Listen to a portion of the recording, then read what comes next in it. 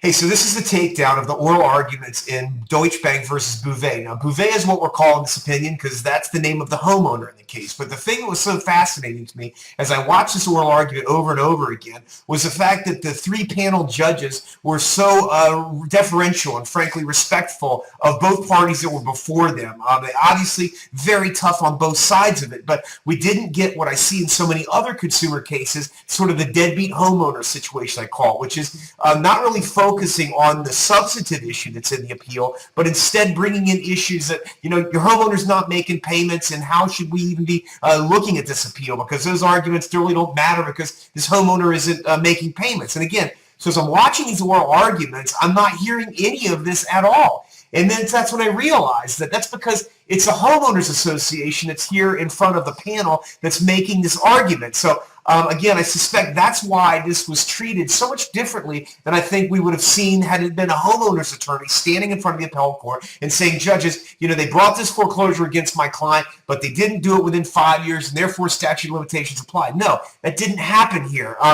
One of the things I think is so fascinating as well is pay attention to the demeanor of the HOA attorney. I mean, this guy is fantastic. He is just cool as ice. When he stands up and starts talking to this panel, pay attention to his reserved demeanor. I mean, he could be having a conversation with his best friend for the way his demeanor comes across. I mean, doesn't seem to be intimidated at all, certainly doesn't seem to be sweating it at all, and he nails it. Every single question of this very, very difficult panel. And these judges, you got to give the judges credit too. I mean, obviously pay attention to them. One thing that I find fascinating about the judges is think about the detailed questions that they're asking this attorney in this case. This may be the only case that this very common reserved HOA attorney has on appeal right now. These appellate judges have hundreds of them.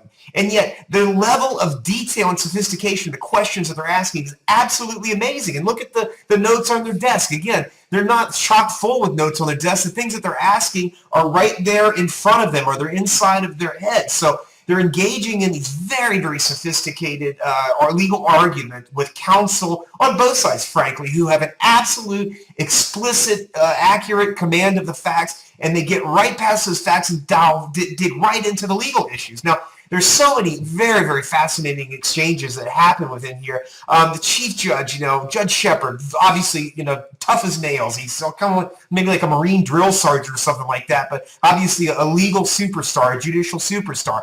I really want you to pay attention to the exchange that occurs around the 26-minute mark where the chief judge is kind of going at it with the HOA attorney a little bit, and the HOA attorney makes the mistake of asking the panel a question, at which point in time Chief Judge Shepard looks at him and he says, "Counsel, we're the judges here. We ask the questions." And then he comes up, which again is just fantastic, when asked the question, why should we grant the relief you're asking? Why is it we should go for this technical? The Chief Justice says, the answer to the question, counselor, is justice. It may be that justice is what demands we do what you want us to do here. I would love to see that kind of advocacy on behalf of a homeowner. I think it's very refreshing and, quite frankly, very exciting to see this happen in this context. But again, I think that exchange at the 26-minute mark is just absolutely fantastic. Pay attention as well when you listen to the questions of Judge Enos. And again, it's just fascinating to me how sophisticated and how detailed these questions are. And I think that some of the questions are laying traps for the attorneys that are appearing before them, because they'll ask questions and want you to just walk right into a yes answer. But in fact, the answer is absolutely no. I watched that exchange between Judge Enos and the HOA attorney, where he does have the courage and, quite frankly, the confidence to say, Judge, no, sir, respectfully, you're not correct. And he also takes exception with a federal judge's order that's also quoted in there. So again, it's just the highest level of lawyering and judicial work that you could see occurring, playing out right in front of you. Now, the position of the bank repeatedly makes this sort of argument that, well, we're special, and judges, we should get an exception to the rules on statute of limitations, and you can give us a break here. You should give us a break here because, we're the bank, and because these contracts are special. He says that repeatedly. And again, this is another fascinating exchange, a statement of the chief judge, where he says, look, I don't care why the bank's doing what they're doing. Maybe they like to lose money. And so that response of the chief judge, in responding to the question about why are these banks just dropping the ball in all these cases, again, keep in mind in this one, that the foreclosure case was dismissed because somebody didn't show up at a hearing. So again, the judge isn't moved by the fact that this is a bank. The judge is recognizing all the problems that the banks are causing themselves, and it's not letting he's not letting that give them any heartache, and he's not giving the bank any break for it. So pay close attention to this video right here. It's truly exciting, and pay real special attention to the high-level legal and judicial work that's going on. Proceed. Good morning. Bill McCon and Stephanie Moot of KL Gates on behalf of Deutsche Bank. We'd like to reserve 5 minutes for the rebuttal. All right. We're here today to seek the reversal of the lower court's decision that the foreclosure action was barred by the statute of limitations. Further, we're here to seek reversal of the court's further ruling that the mortgage note and mortgage were null and void. Both decisions of the lower court were erroneous. Addressing for the moment the second part of the decision as to the mortgage lien, that decision is clearly erroneous. Florida Statute 95.281 provides that the mortgage lien continues for 5 years after the stated maturity date in the mortgage, regardless, even if the statute of limitations had, under the circumstances, expired. But if the maturity date is accelerated to a different point in time, wouldn't that 5-year period run from the different maturity date if accelerated by the lender? Absolutely not. 95.281 references what is of record. This court, in the American Bankers case, I believe there were unrecorded modifications that extended, in that case, the maturity date. And this court said, tough luck. We look only at the recorded maturity date, not any fictional accelerated maturity date that may have occurred. And why is that? So that you can look at the mortgage, you can look at the record and determine it's either. Why is that if there is nothing to collect upon? Let's assume that the statute of limitations is run, there's nothing to collect upon. It's a distinction without a difference. You have a lien that's going to be there and be a cloud on title, I suppose, for about 5 years.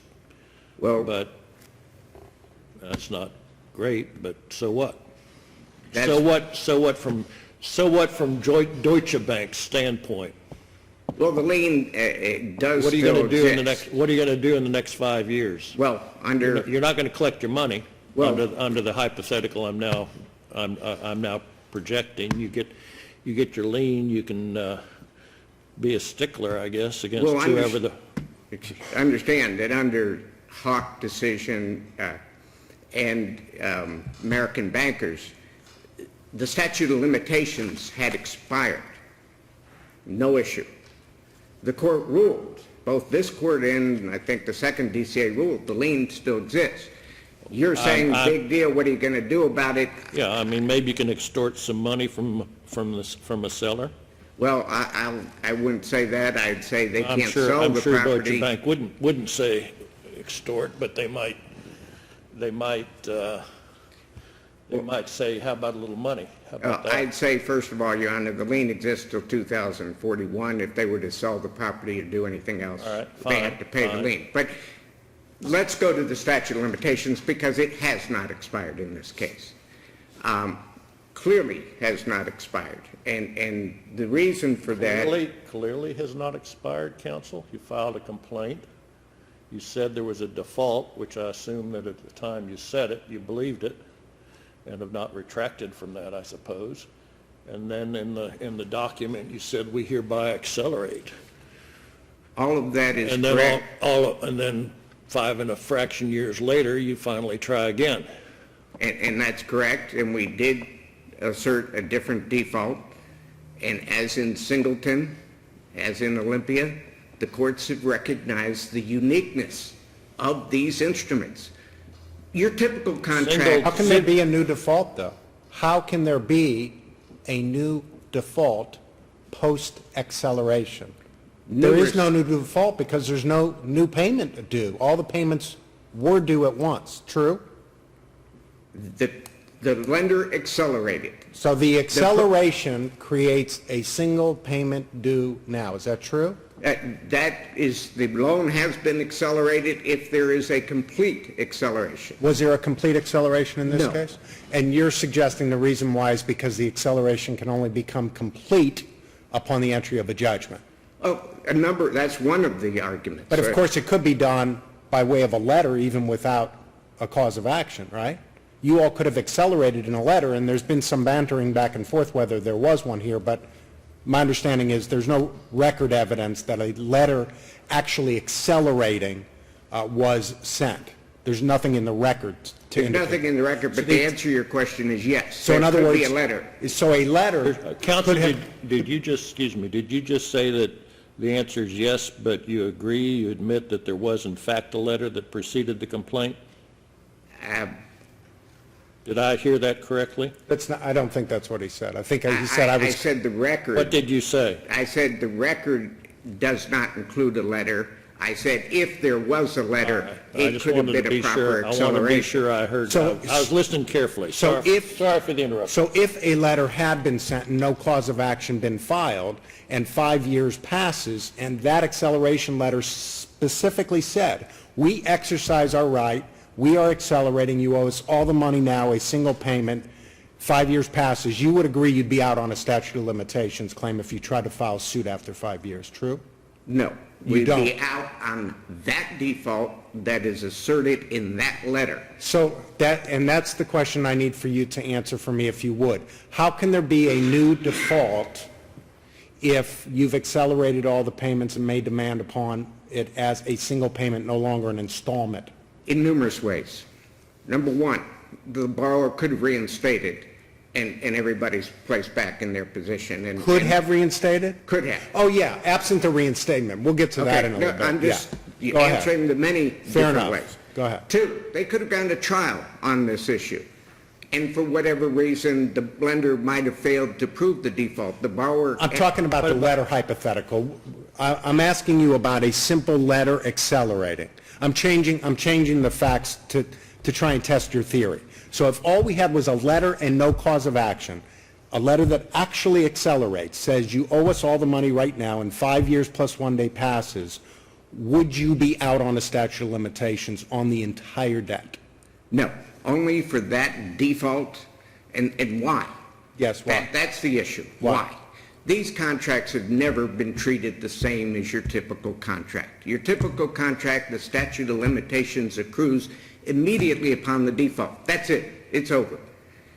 The statute of The courts- limitations says you must bring a foreclosure action in 5 years, period. Latches, the end of 95.111 says latches has no application where you have a specific statute of limitations. This is a hard stop, is it not, counsel? A hard stop, 5 years, period. And, 5 years and from- if the letter, in the case of a letter, which may be the tougher case for you, in the case of a letter, what I'm hearing is we can send a letter, but it doesn't matter. It that matters- right? I'm sorry. I didn't mean to interrupt. I said, is that right? No, the letter matters as to that default. Singleton, Olympia, and all the court cases following it say... So if the there's- acceleration language in the letter doesn't matter, the default matters. The alleged default or asserted default That's matters. the only And- part. The and letter why? doesn't, all right, why? The reason why is these contracts have always been treated differently. If it's a pure installment with no acceleration clause, We the statute of limit- haven't ruled on this point yet, have we, counsel? The third DCA has not ruled on this point. Exactly. So they've not always been treated the same. We may treat it The differently. existing decisions. We may treat it differently. And I understand, and that's why we're here. But the existing decisions are that in an installment contract, the statute doesn't accrue until the last payment is due. We know that. That's it.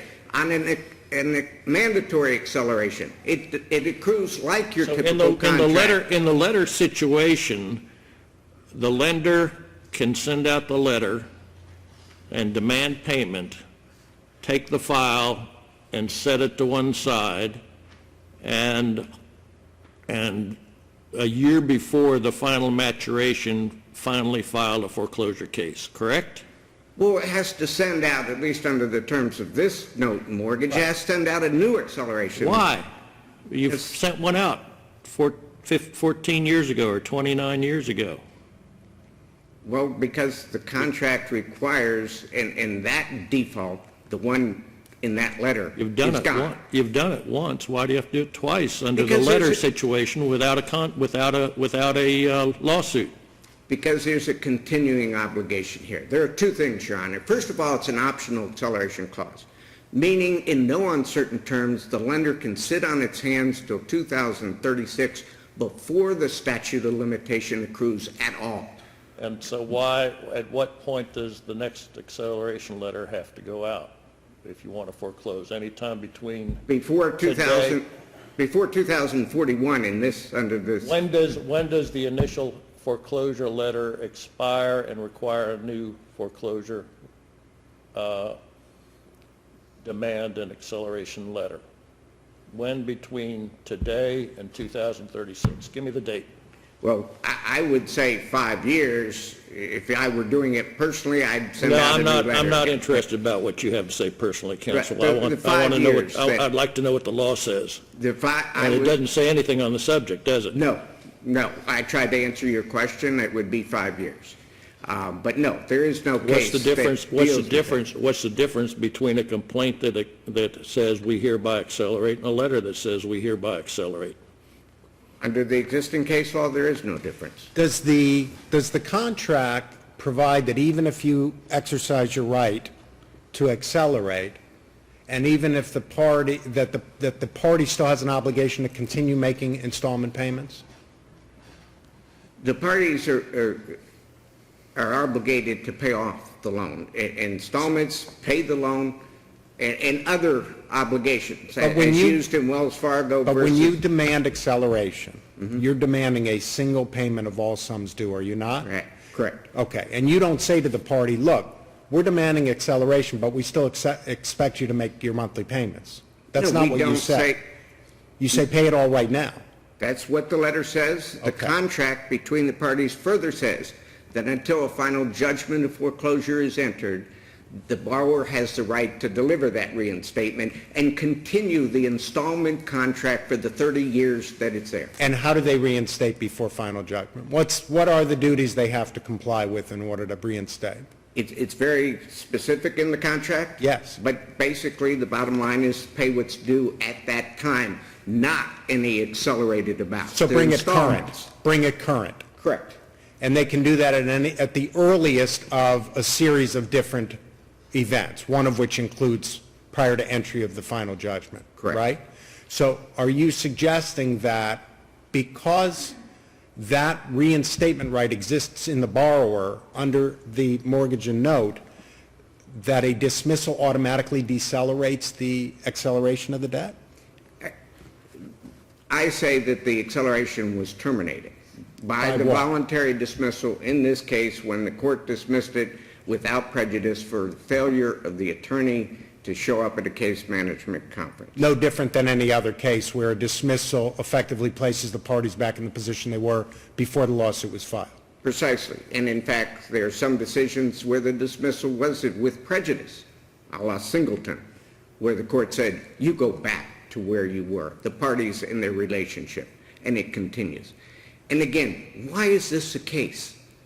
And I would suggest that because the lender has delivered a $1.4 million to the borrower has purchased a condominium, and the only thing left to do under that contract is for the borrower over a 30-year period to make its monthly payments. There are lots of cases out there, counsel, where the statute of limitations has delivered a harsh result.